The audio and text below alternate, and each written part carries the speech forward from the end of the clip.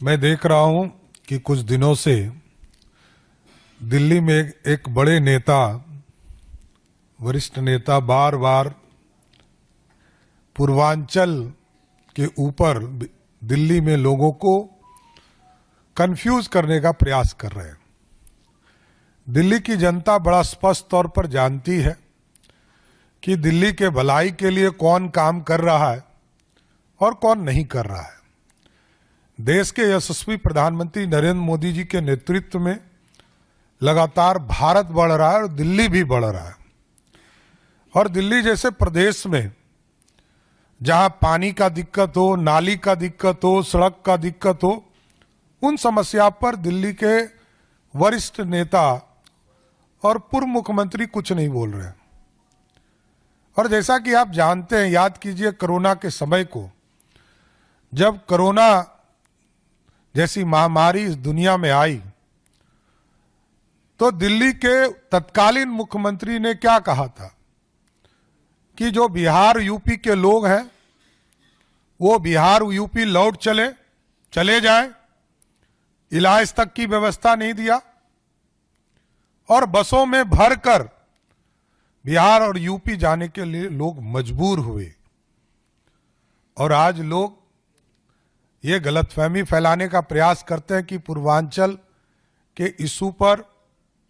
Rohingya और बांग्लादेशियों से जोड़ने का प्रयास किया जा रहा है,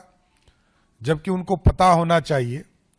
कि हमारे राष्ट्रीय अध्यक्ष जगत प्रकाश नड्डा जी बिहार की धरती पर ही उनका जन्म हुआ, पले हुए और आगे बढ़कर पूरी तरह इस देश की राजनीति में आए, हिमाचल से का प्रतिनिधित्व करते रहे और जिस बिहार में जन्मे हों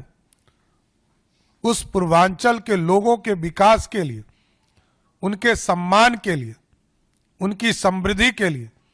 लगातार जेपी नड्डा जी काम करते रहे। लेकिन दिल्ली में जो इंडी गठबंधन के लोग हैं, ये ना विकास से इनको मतलब है, ना दिल्ली के समृद्धि से मतलब है, ना दिल्ली में लोग शिक्षित हो, रोजगार मिले, इससे कोई चिंता लेना देना नहीं है। इसलिए आज बड़ा स्पष्ट तौर पर मैं आग्रह करने आया हूं दिल्ली में रह रहे पूर्वांचल के लोगों से, इन लोगों से सावधान रहने की जरूरत है और इन लोगों को करारा जवाब देने का समय आ गया। 10 साल 12 साल से दिल्ली में सरकार बनाकर कोई काम दिल्ली की जनता के लिए इन लोगों ने नहीं किया है।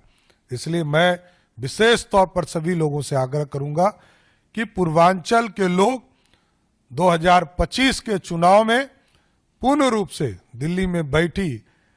सरकार को जवाब देने का काम करें। और साथ